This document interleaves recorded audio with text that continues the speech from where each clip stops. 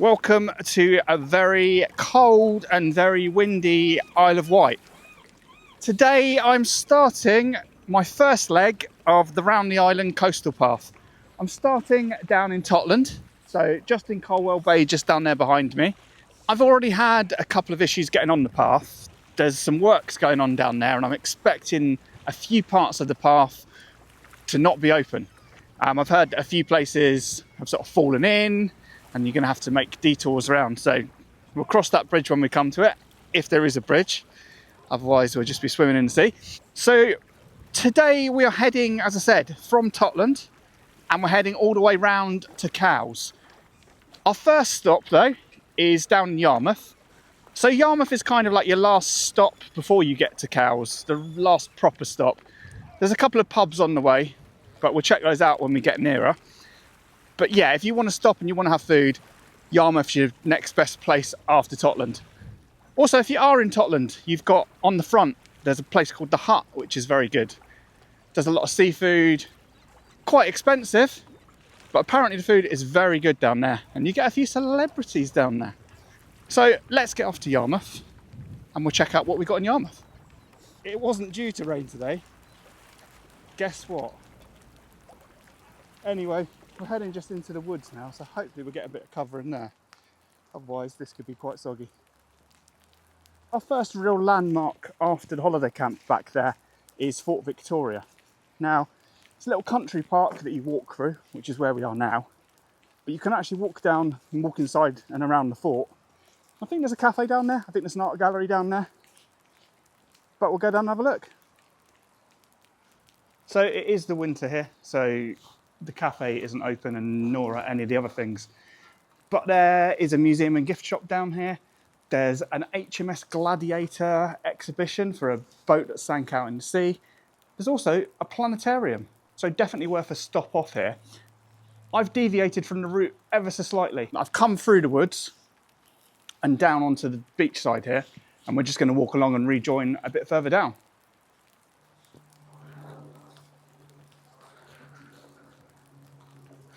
So I'm nearly at Yarmouth now. You'll see a little bit of wildlife along here. Just seen a little cormorant diving down through there. But just up past Yarmouth, the other side of it, you can walk up through the nature trail. It's an absolute bird spotter's dream up through there. So definitely worth checking out. But we're not going to go up there today. As I said, we're just heading to Yarmouth. We'll have a little look around the town, see what there is. As I said, this is probably the last stop you want to stop at, maybe to get lunch, that you're definitely going to get something, because some of the other places might not be open on the way, especially this time of year. So yeah, let's go and have a look.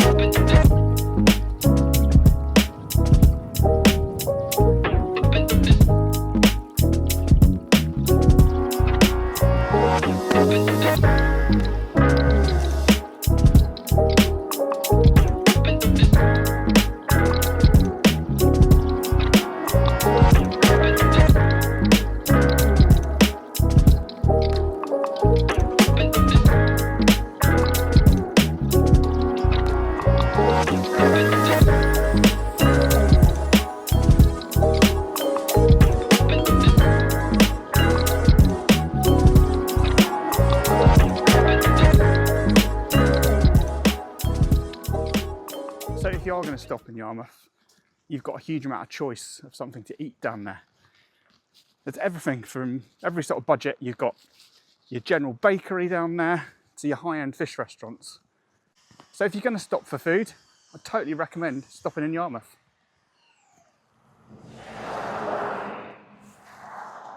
Make sure as you come out of Yarmouth that you don't end up going the wrong way. You can end up down on the beach and you need to actually walk along the road, which is quite busy, unfortunately, and make your way down onto the path about 275 yards down the way I'm going. It is quite a busy road and you've got to walk on the road. There's no pathway. Well, there's a bit over the other side, which I'm going to cross over to now. But I wouldn't recommend doing it in the dark. But I'm not your mum, so do what you like. So here's the coastal path, just a little bit further up the road.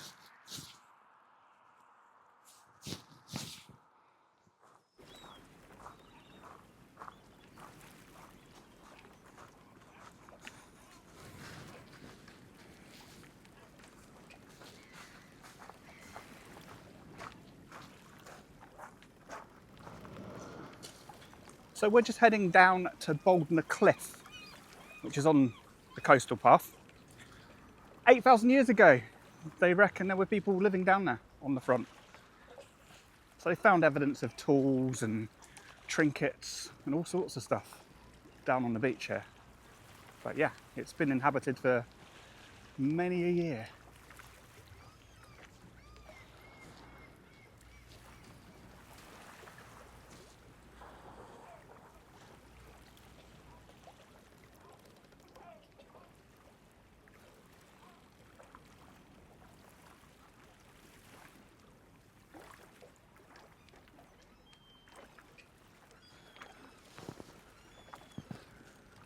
So it's relatively muddy down through Boldner, but it's not too bad. You can get around it. If it was particularly wet, I'd say you could have a problem. But it's had a little bit of rain recently, but not too much, so I'm all good.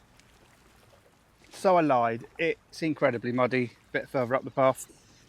There is another route through the field that I probably should have taken, but I'm an idiot, so I'm gonna just walk through it. Yeah, good luck. So yeah, it looks like there was a route that you could take through the field, sort of behind me there. But no, I went through the little sty over there, so I'd advise going through the field because there's nothing else extra to see down that way, and it is a lot drier up here. So here in Boldner, they discovered a Mesolithic hunting site. So they found all sorts of bits and pieces, hunting tools. I guess they would have got a lot of fish from out here as well, obviously. But there'd have been a lot of rabbits up here as well. There's a lot of rabbits about today, so I would have thought there would have been some back then as well.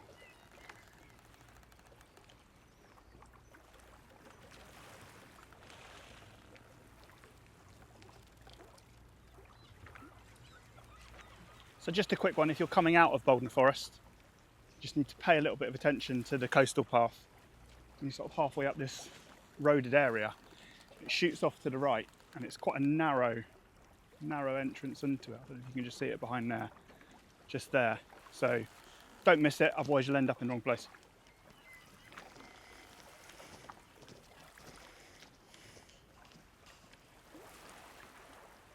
So it's a bit sunny where I am at the moment, but it looks like it's absolutely hooning it down over there. So hopefully we're going to stay dry, but if not, we don't. As far as what to wear when you're doing this, I've just got a waterproof jacket, I've got waterproof boots, but my trousers are just sort of that nylon-y sort of stuff. Well, this is great. It has just started raining, so might be needing that rain jacket. So I've just had a little diversion off the track just into Shelfleet. You just want to make sure you don't go to the left down here or across the field back there. You need to head right down the hill, otherwise you'll end up coming back to the same place that's actually shut. So just make sure you're following the signs correctly and keep an eye out for any diversions. Being an island, obviously there's a lot of coastal erosion.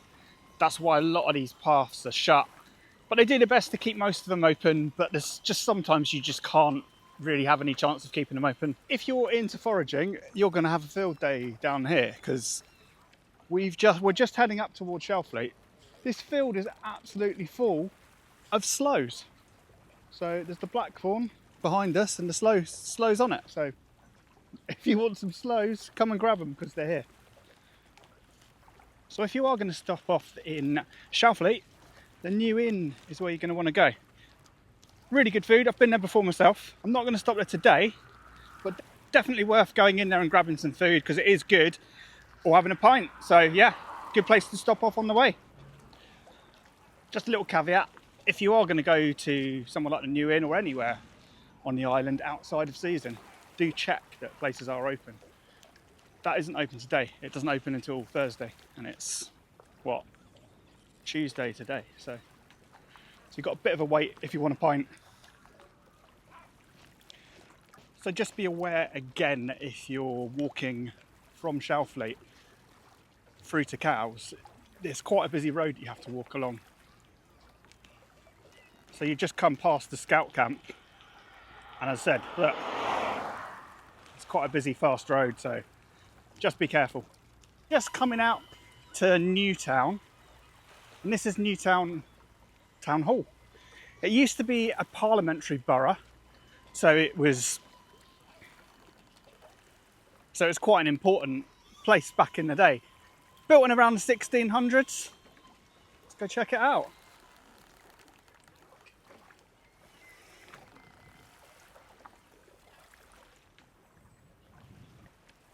Well, so I thought it was just going to be the roads that were going to be a problem with busy traffic.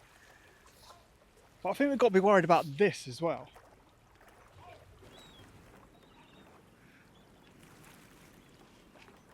Really dodgy over this side of the island, really dodgy. So again, just after Newtown, there is quite a lot of road walking. There's a lot of fast roads as well, so you've just got to be careful. As I said earlier, there's no way I'd do this at night because it's just not safe at all. But I think we're going to be getting back onto more of a coastal route just up here. So another place to stop off on the route is the Sportsman's Rest. That's here in Porchfield. Again, I don't know if they're open today. As I said earlier, you might want to just check they're open before you get here. But yeah, definitely on the route, definitely worth stopping off here. So just to reiterate, just be careful on those roads. Some silly biddy just knocked into me in a little yellow car. I'm fine, but I don't think she was looking where she was going. I think the sun was in her eyes. Anyway, come to the top of Porchfield and you can cut across this field down to Forenest Bay, and that's where we're going now. This is proper muddy stuff. Definitely get some good footwear, because if I hadn't had these boots on, my feet would be absolutely soaked right now. So as you come out of the muddy field, just after Porchfield, coming up towards Forenest Bay, but just be careful because the sign isn't very easy to see. It's a bit overgrown, and there's a sign the other side is pointing in the opposite direction, so just check you're going the right way. So once you get through the muddy field, you get through the muddy woods, you end up in Forenest Bay Holiday Camp, and we just walk through here and continue the route.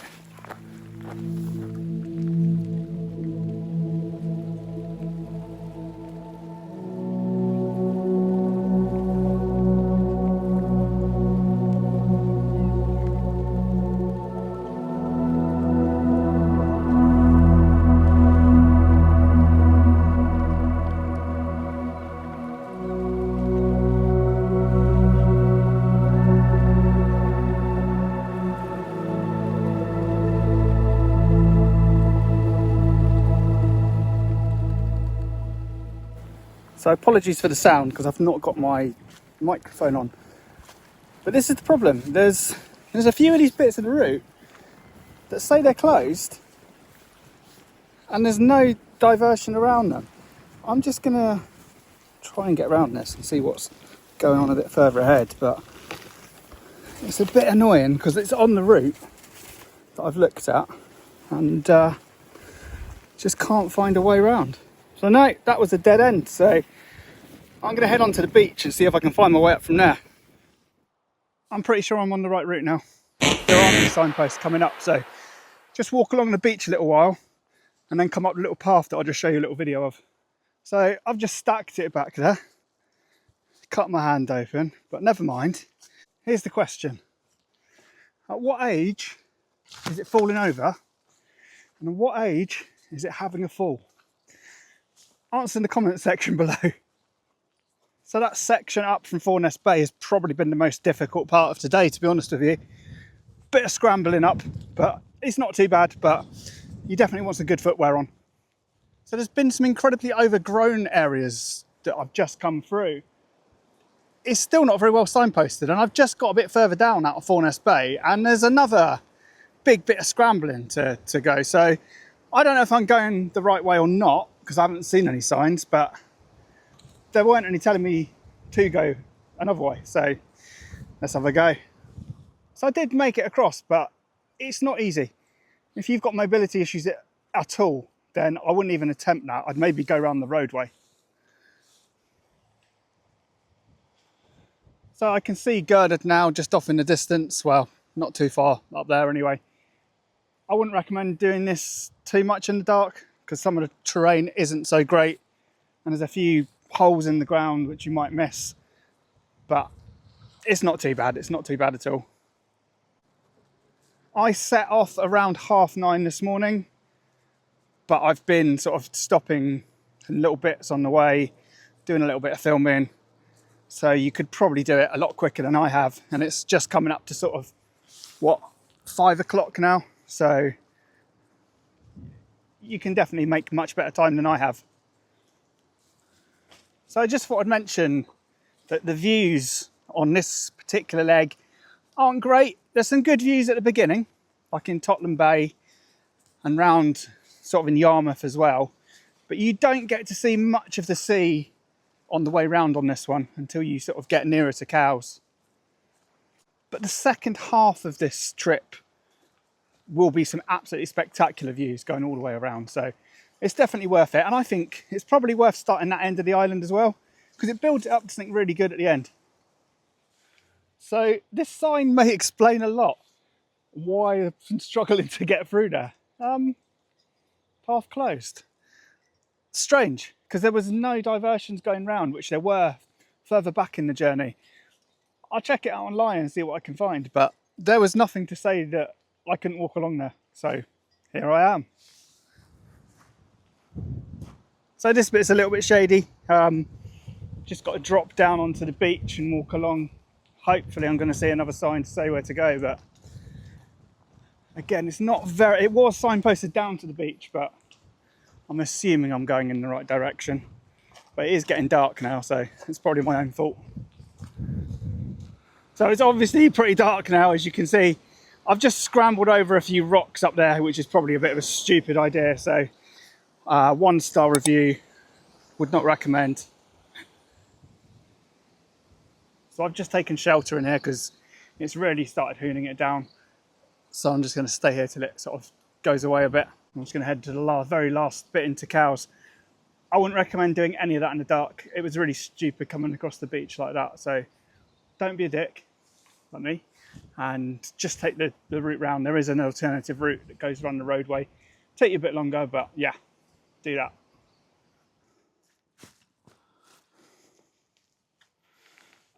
So I finally made it to Cowes. This is what it looks like in the daytime.